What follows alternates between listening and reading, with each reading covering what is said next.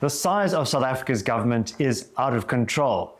And how do we, as South Africans, deal with the many problems attendant with an oversized state? Well, we at the Free Market Foundation are very keen on privatization and cutting back on state spending. And what we wanted to do is have a special conversation with our guest and a longtime friend of the FMF, Dr. Christoph Klein. He is an economist, a financier, and an academic who has a lot of practical experience, but also theoretical knowledge when it comes to privatization. He's based in Germany, but he's out here enjoying the South African sunshine. And Christoph, you may remember, was the author of the Privatization in Practice paper that we at the Free Market Foundation launched last year. We'll put a link in the description below where you can check that out. But Christoph, welcome to Johannesburg, Northwood's house. It's an absolute pleasure having you back in the country. Before we dive in, and we want to look at the South African context, but also other examples around the world, specifically in Argentina, about where they are successfully cutting back on state spending. Tell us more about your background. What's your interest in this particular topic? All right, yes. So I'm an economist. Yeah. I studied and grew up in Germany. Yeah, and did a lot of consultancy works in the telecom sector all across the globe. And finally ended up actually in South Africa in 2011. Lived with my family here for 10 years, worked at NetBank as an infrastructure transactor. That's meaning actually funding infrastructure projects, mostly in the telecom space. And yeah, during that time actually I did a lot of great projects also with the Free Market Foundation. Even afterwards, yeah, I left the country in 2021.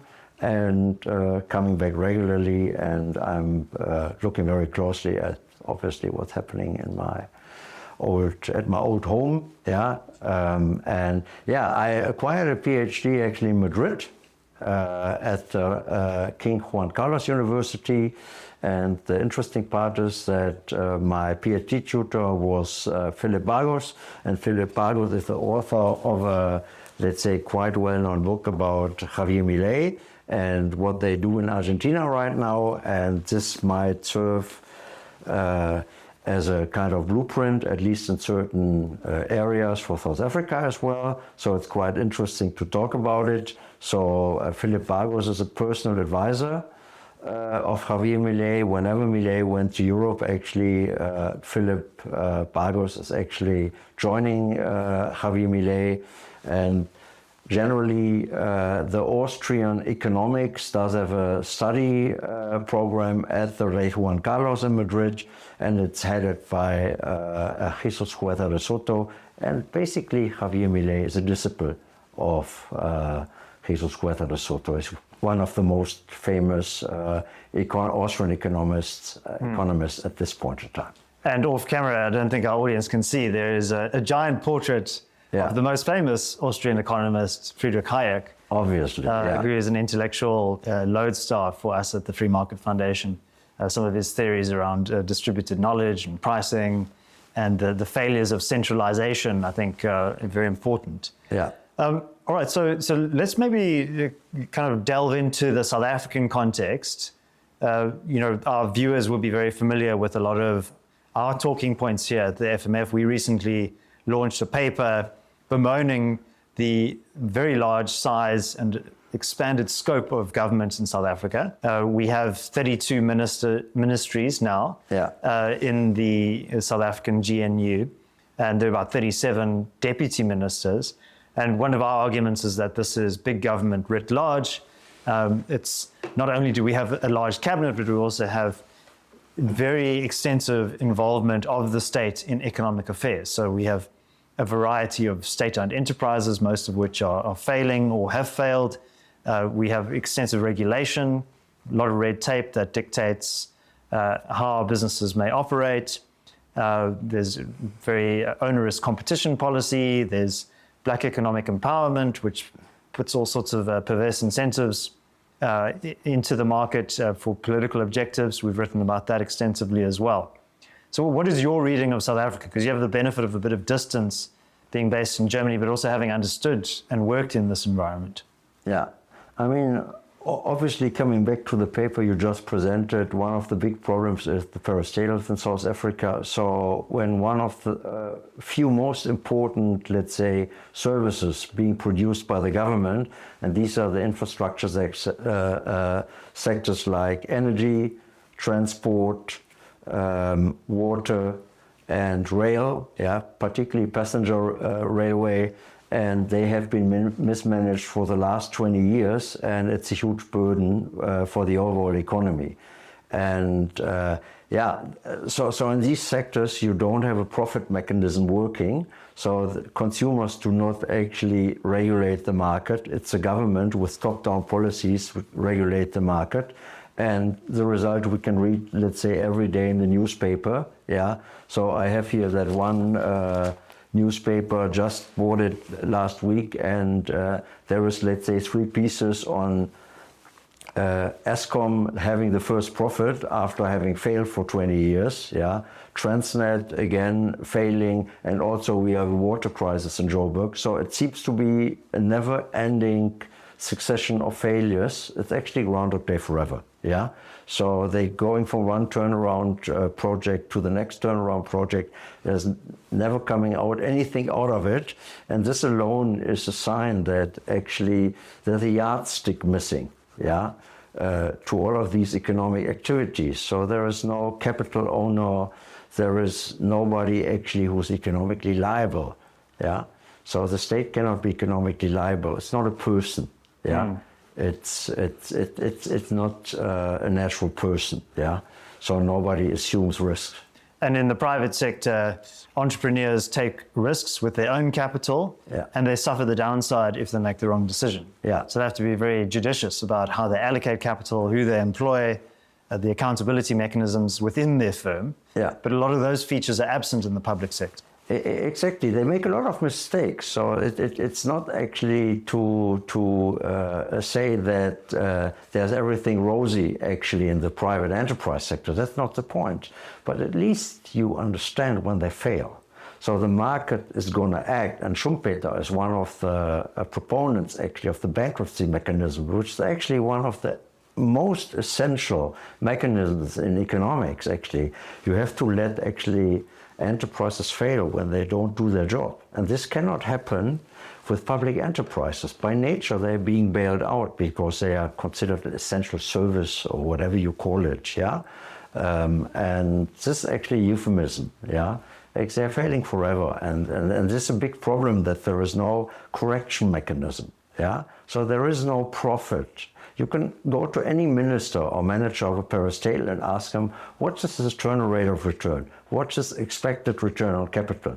Cannot tell you. There is no economic calculation. There's just, let's say, proceeds coming in and expenses, and they compare. And sometimes income might be a little bit higher than expenses, which is also bad, because that's then called a profit, and the profit is wrong, in the public sector. And apart from some of these internal governance related problems and financial problems, there's also this concentration risk that, yes, electricity is critical for sustaining life in a country such as ours. Water is essential for life. We all have to drink it every day. But there is this massive concentration of decision-making power, of resources, and when those utilities fail, as they invariably do on a long enough timeline, then everybody feels the consequences of those. Whereas in a market-based competitive system, failure is a feature of market activity, but the failure is distributed. So if you take, for example, retailers, we all need food to survive, and we choose where to purchase our food. If one of those retailers doesn't manage its supply chain very well, or the quality goes down, it neglects its customers in some way, that company will go out of business, and we will go and get our food somewhere else. It doesn't bring the whole system crashing to its knees. Exactly. You mentioned a very important point, the distribution actually of risk across, let's say, the many companies in a functioning sector. Obviously, you don't have any distribution of risk if there's a one parastatal, Yeah, so that's why they actually hold on so tightly. They cannot just let it go. Yeah, and this is one important point. Yeah, the second important point, and I look to Hayek, is actually who considered the market as a discovery procedure. So you have a lack of innovation if there is a monopoly, a public monopoly. Yeah, because why would you actually take the risks to innovate? Yeah, it's not, let's say, in the it's not in the genes of a public enterprise actually to behave that way. Yeah. So entrepreneurship, profit, taking risk, innovation, that's all absent if you have large public monopolies. And you can see that every day actually in South Africa if you look at Transnet or Prasa or Eskom. Yeah. Yeah, and maybe in some established industrialized countries, there is a civic culture, if you will, that respects some of these public entities. Whereas in South Africa, the political economy features of this environment, these are seen as honeypots to be captured and exploited. So you have a public hospital that is 2 billion rand is extracted from it through procurement fraud and so on. So that's another feature of the South African context, Yeah. And look, I think a very good example of a network infrastructure or network service that is offered by the private sector is telecommunications. Fiber internet is very complex physical infrastructure. You have quite a lot of insight into this, both in terms of your historical experience in South Africa, but also your current work experience. Could you maybe share some insights from that sector? Yeah, I mean, the most interesting thing is about the mobile telecommunication sector is actually that it's 100% private if you, let's say, abstract right now from telecom, yeah. But MTN or mobile got their initial licenses, let's say, very cheaply. Why? Because it was considered a luxury product, yeah. There was only postpaid at that point in time. Easily you spend $100 a month, yeah. So, and then something happened, nobody actually had on its cards, it's prepaid. So with the prepaid mechanism, you suddenly did not need any on a bank account, yeah, a proof of residence, a job, yeah. You could just buy a scratch card and have a, let's say, credit of 1 rand or 10 rand or whatever it was. And that was all across the world, yeah. And suddenly the addressable market of mobile jumped up from, let's say, around 400 million to 4 billion.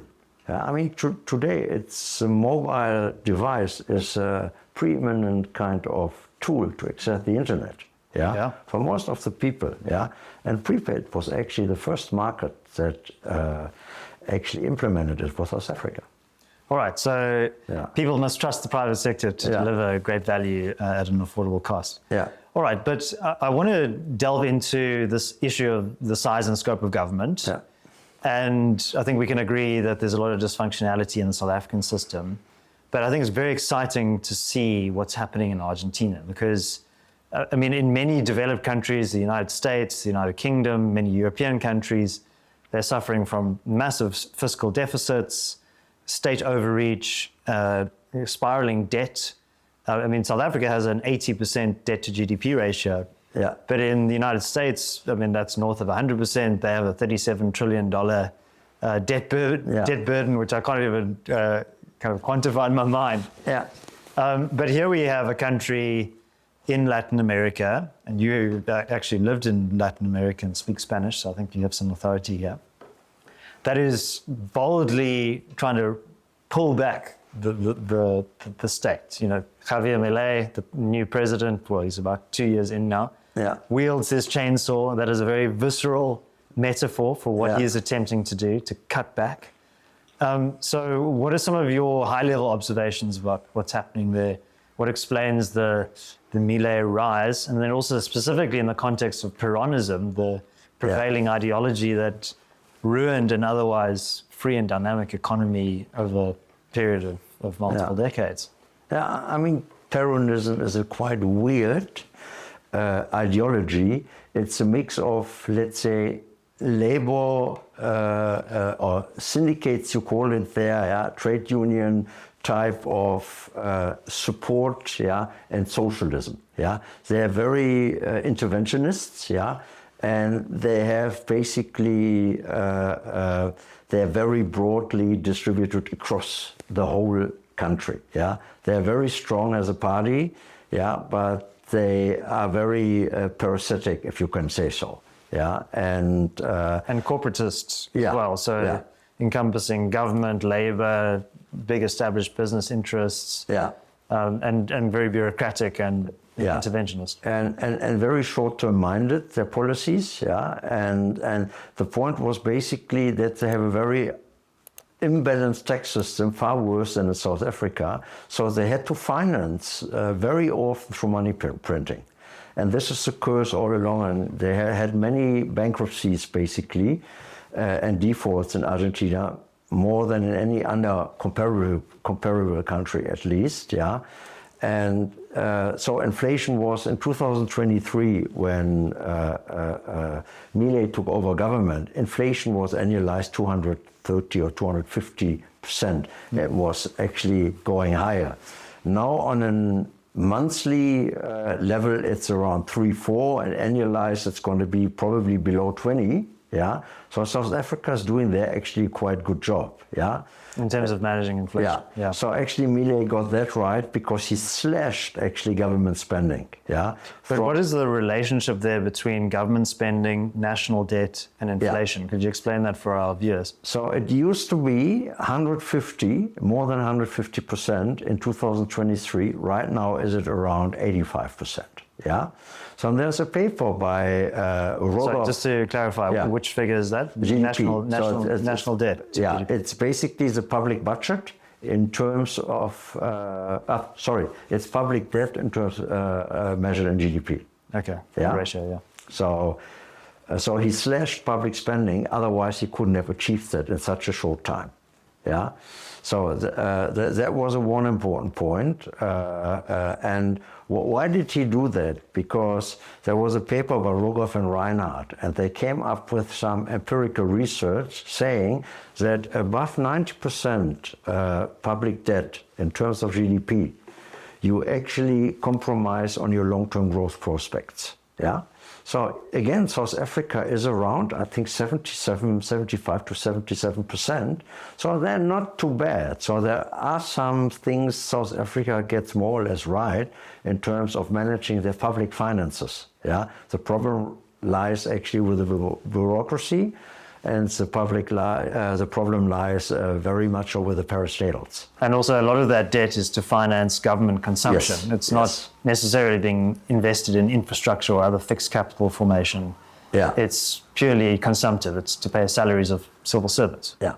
And then famously what Milei did actually is slashed the number of ministries from 18 to 8. There was this famous TV kind of feature where he basically went from ministry to ministry and took it off the wall and said afuera. Yeah, afuera means basically get rid of it. It means going outside, vamos afuera, but get rid of it. So he was actually doing it. And South Africa, we talked about it, currently they do have 32 ministries. This is just crazy.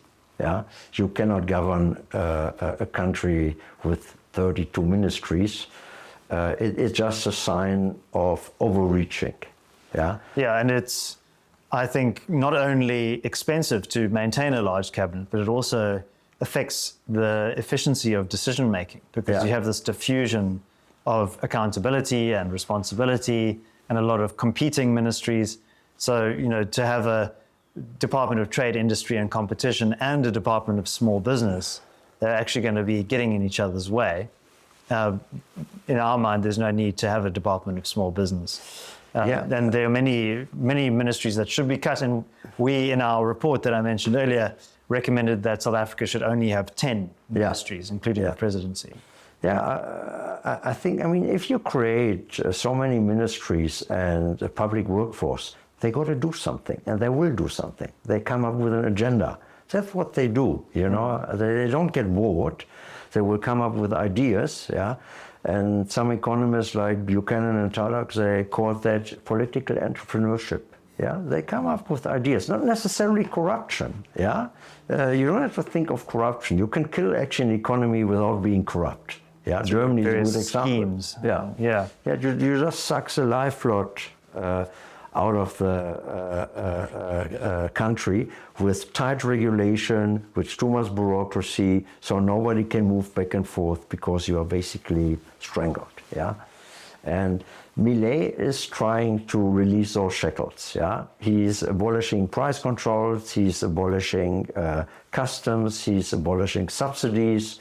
Obviously, these are all income sources for Peronists and many people in the country.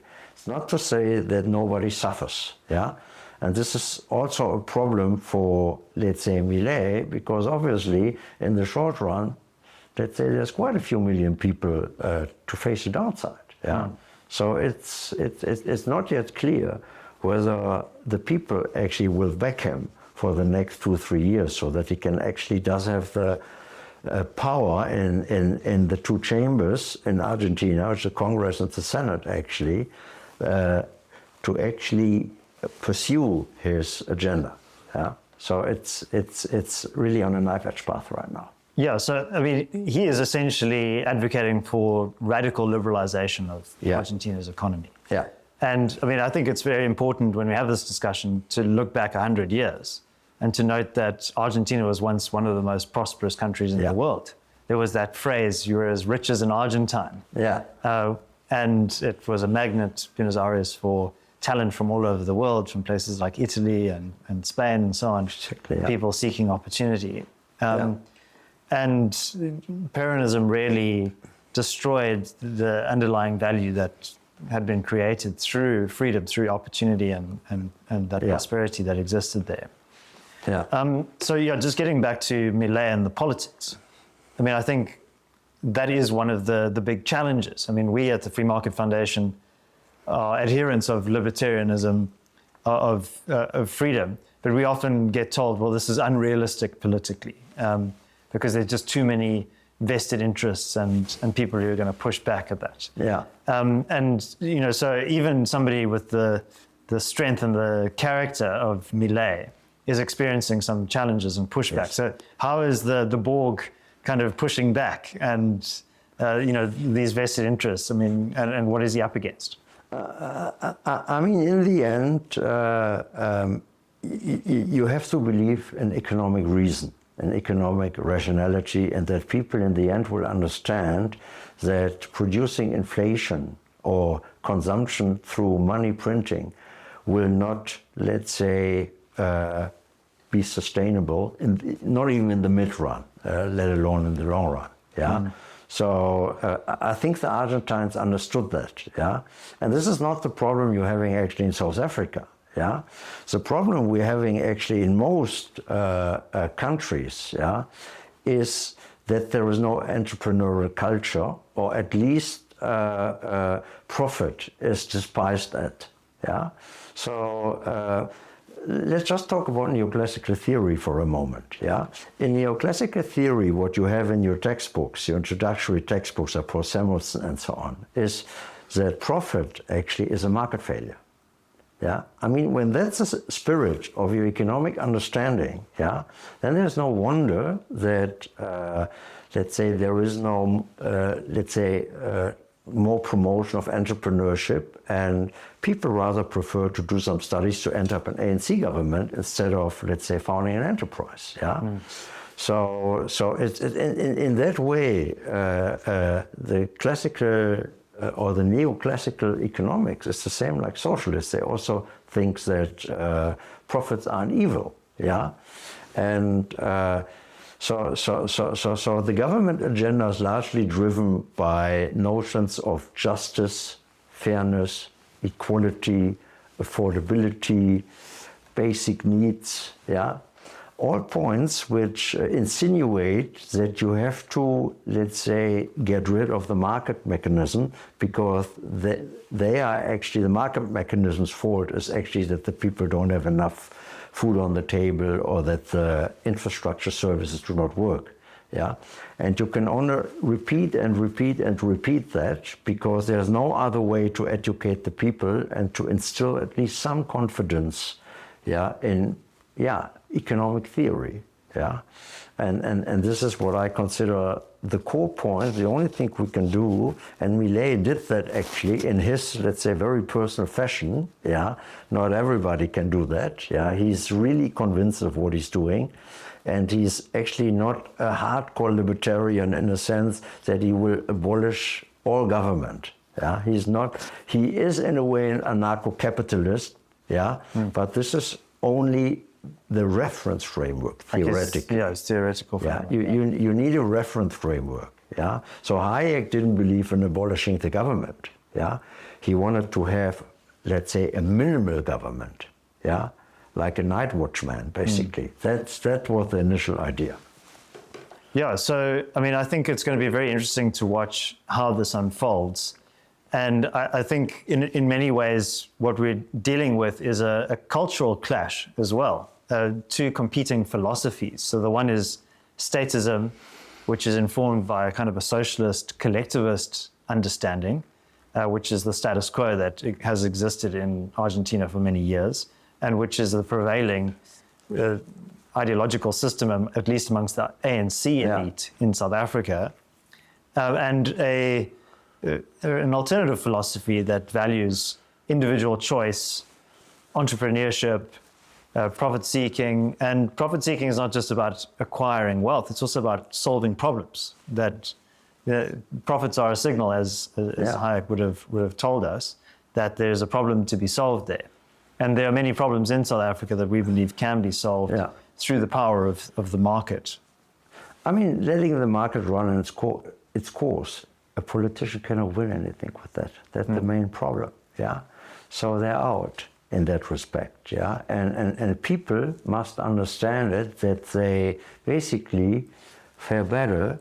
Yeah, if actually the prices and profit mechanism actually can run its course. Yeah, mobile sector in South Africa is the best example. Yeah, you have very successful free companies in South Africa, and they're doing, let's say, more or less a great job. Yeah, they have very good coverage. They do their investment. There is no deterioration of the networks. Yeah, and they are constantly, let's say, extending, let's say, their network footprint. Yeah, if you drive through the country, you have 4G, LTE everywhere. Here in the cities, you have 5G mostly. Yeah. If that kind of progress you had in other infrastructure sectors, it would be a boon. Yeah.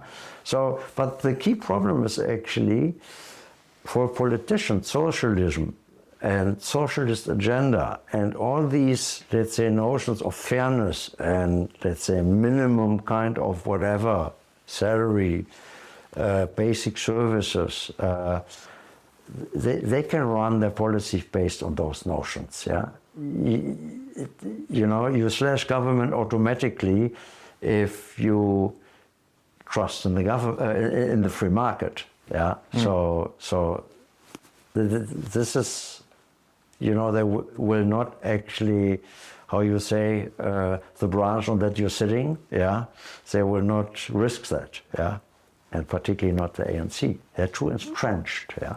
And we do see some tentative moves towards crowding in the private sector and things like rail, for example. And that's a complicated story, because I think the government has created a lot of these problems and is now leaning on the private sector to come fix these problems. But the upstream issues, the original causes, are not being addressed. So I think the risk there is that it becomes a palliative measure that doesn't actually solve the underlying issue. Yeah, are you talking private-public partnerships, for instance? I'm not a believer in that, because it's combining two kind of systems that cannot go together. Yeah, mostly private-public partnerships fail. Yeah, and if they work, then you must have a very close look what the premise of that. Yeah, for instance, all the renewable schemes you have in South Africa, they work on a 20-year offtake guaranteed by the government. Yeah, so it's good to have wind farms and solar parks and so on. Yeah, they work in the light of Eskom's misery actually was really needed, but how do we know that in 15 years, yeah, the price that they fixed right now will be market price, yeah? So the one who's head is on the line for that one is a taxpayer. Whatever the economy and the energy sector is going to look like in 15 years, you will pay. Right, well, I want to just close off this discussion by looking at the Milei story and asking you what lessons can be learned from that experience for us in South Africa. What are the things that we should be mimicking, trying to replicate in this environment? I think the main point to me is that economic theory, proper economic reasoning can actually succeed. Yeah? The people in Argentina, they were that fed up with Peronism and the bureaucracy of the Peronist party, and obviously the lack of economic perspective, that they, first time in history, actually thought about what a liberal or libertarian economist actually had to say. He fall from the sky, basically. Yeah, and I think this is what I take away. Yeah, if the situation comes, actually, people will be convinced that there is something like economic logic and rationality, and that you don't need 32 ministries. Yeah, to put one example. Well, Dr. Christoph Klein, thank you very much for sharing your insights with us, and it's always a pleasure to host you here at the FMF. Yeah. And I will be watching what happens across the Atlantic with great interest, and hopefully we can mimic some of those great gains over here in South Africa. Thanks for having me, David. Always a pleasure to be here. Yeah. Thanks for watching. If you enjoyed this discussion, please do leave a like and subscribe to the channel, and also let us know your thoughts down in the comments section. Leave a flame emoji if you made it all the way to the end of this discussion. And also, if you would like to support the Free Market Foundation's work, there's a link in the description where you can support us financially. You can also access some of the reports that we spoke about today. Until next time, stay free.